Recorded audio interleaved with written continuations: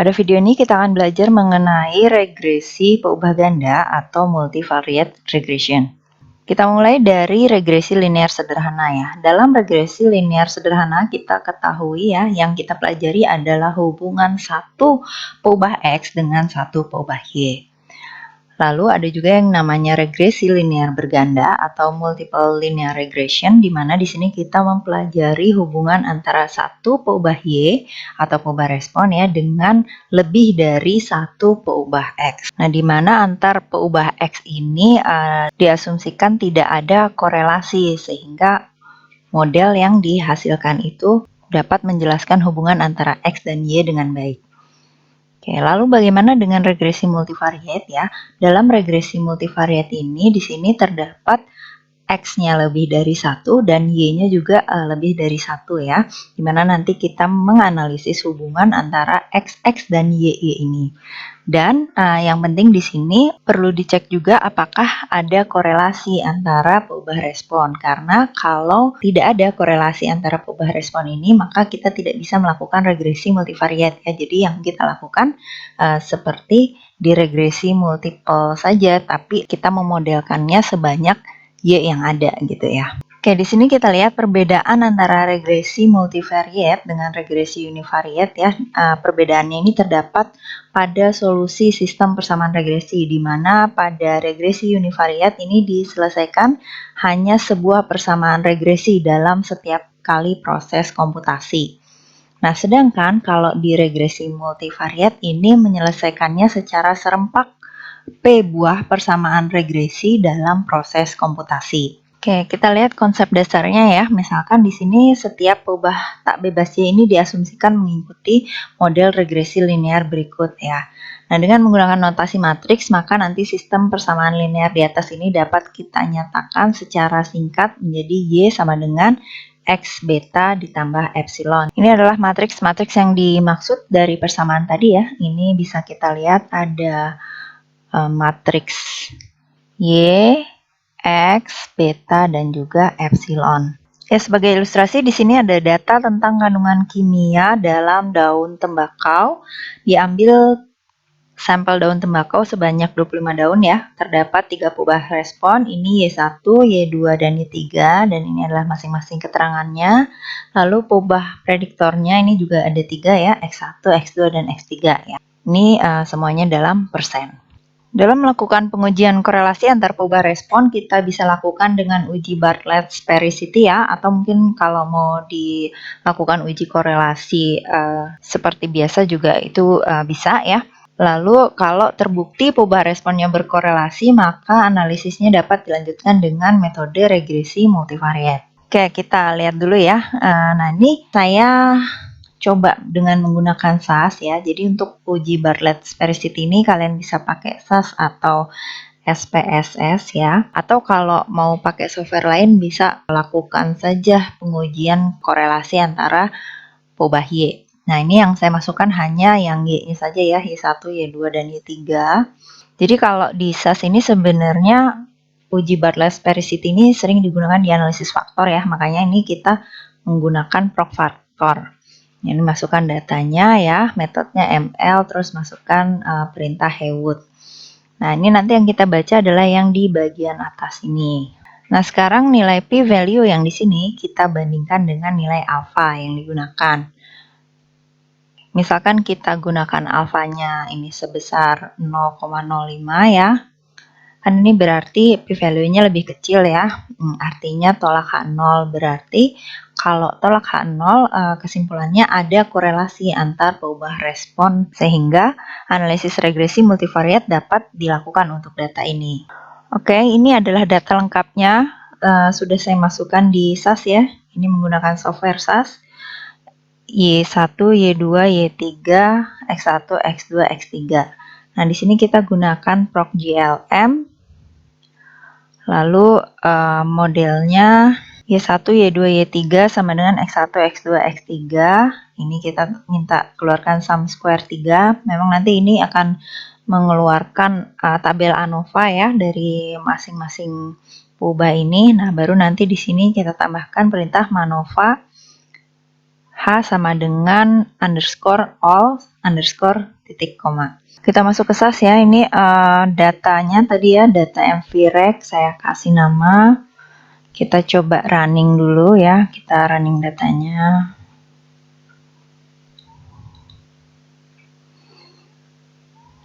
Oke, di bagian output data nih kita bisa lihat sudah masuk semua Y1, Y2, Y3, X1, X2, X3 ya. Lalu kita lanjutkan dengan procglm dengan perintah seperti di slide tadi ya. Oke, kita running. Nah, ini adalah outputnya.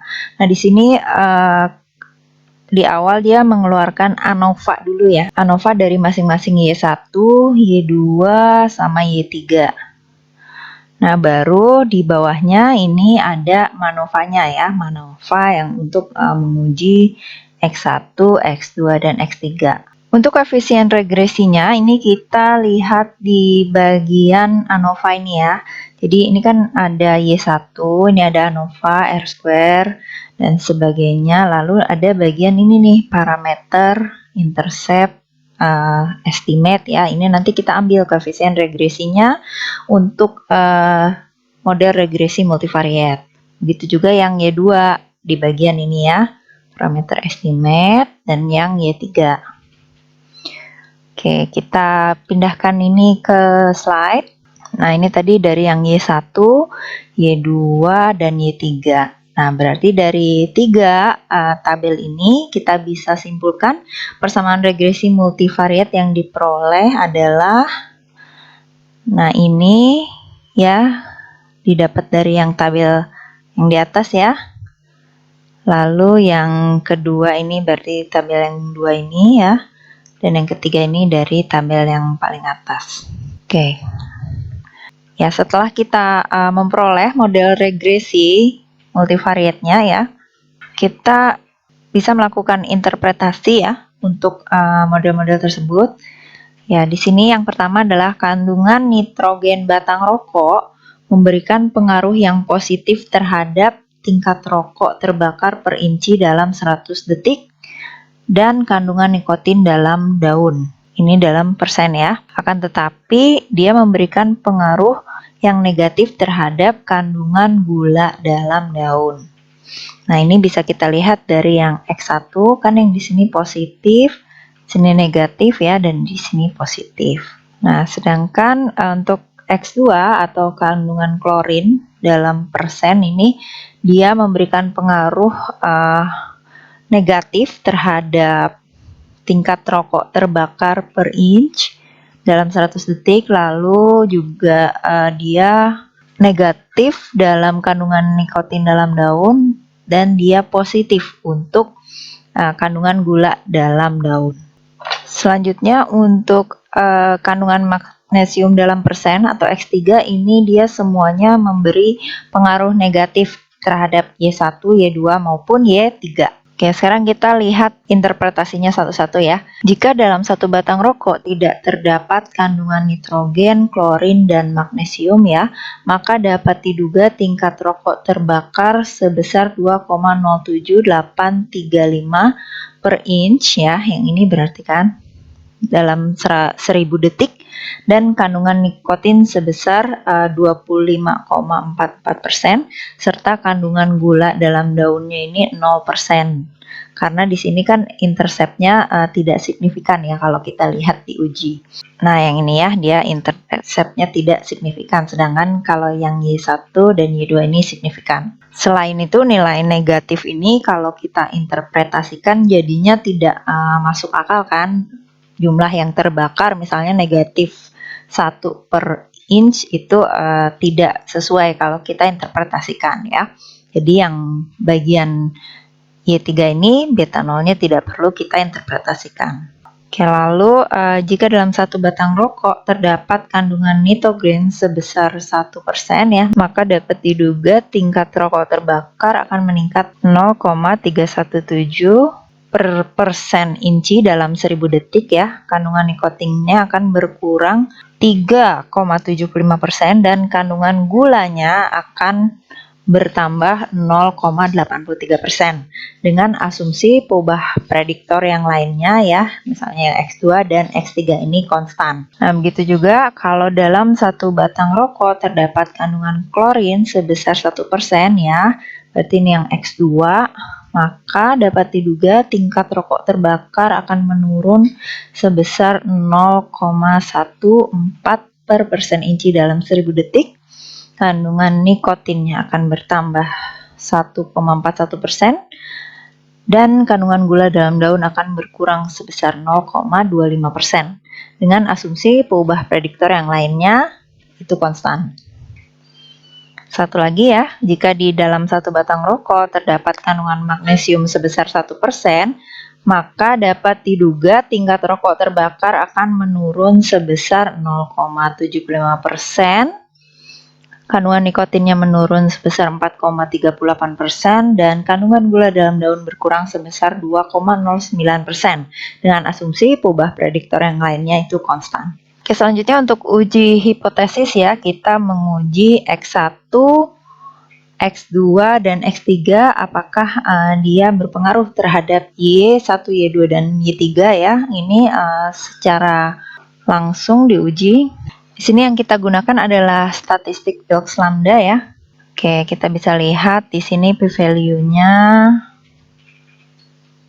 Oke, nilai P atau p-value dari masing-masing parameter 0,0018, 0,0016 dan kurang dari 0,0001.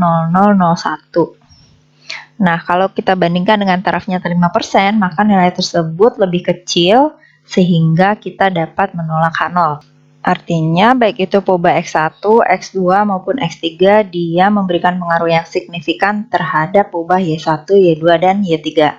Oke, ini ada contoh soal yang bisa kalian coba ya. Sebenarnya kasusnya masih sama dengan yang tadi ya, 3 peubah bebasnya. Nah, tapi di sini X-nya itu ditambah 3 lagi ya, jadi 6. Nah, ini ada penambahan X-nya untuk X4, X5, dan X6. Nah, kalian coba di rumah dan lihat bagaimana hasil regresi multivariate dari keseluruhan data ini.